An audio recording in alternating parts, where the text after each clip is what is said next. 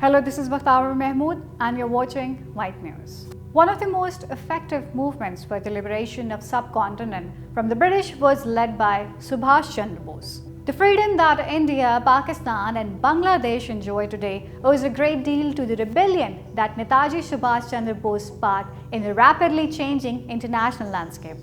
Born on January 23, 1897, to Bengali lawyer Janki Nath, Subhash went to Cambridge for studying in the second decade of the 20th century. There, along with the leader from Lahore, Mr. K.L. Gaba, he raised his voice against the abuses heard towards the Indian students. On December 25, 1940, Subhash Chandra Bose left Bengal, secretly crossing half of the India under the pseudonym Ziauddin. First reached Kabul via Punjab and Khyber Pakhtunkhwa province of the present-day West Pakistan, and then met Hitler in Berlin and planned to form a separate army consisting of Sikhs, Muslims and Hindus to fight the British rule. Today, the Bharatiya Janata Party of India says that Subhash Chandra Bose is their leader, while the upper caste Brahmins of BJP have forgotten the history when Netaji Subhash Chandra Bose was busy forming a separate army against the British imperialism. Rashtra Swayamsevak Sangh of Delhi and its political chief Vinayak Damodar Savarkar were involved in conspiracies against the great Bengali leader Netaji Subhash Chandra Bose.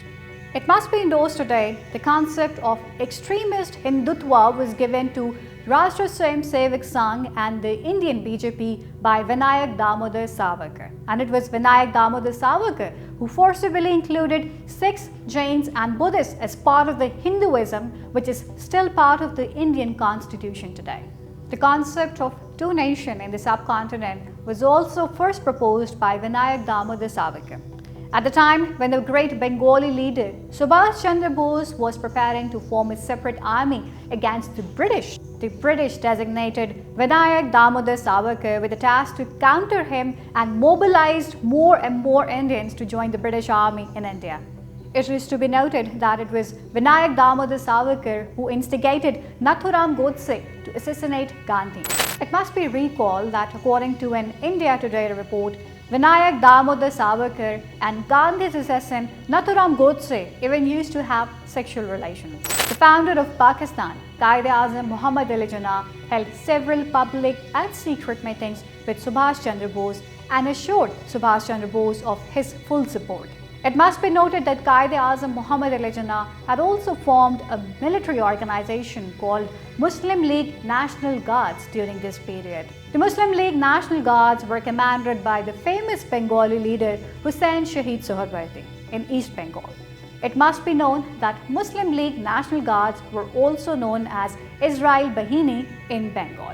Subhash Chandra Bose wanted to push the British imperialism out of India with the alliance of Muslim League National Guards and the independent Indian army he had formed, but it couldn't happen so.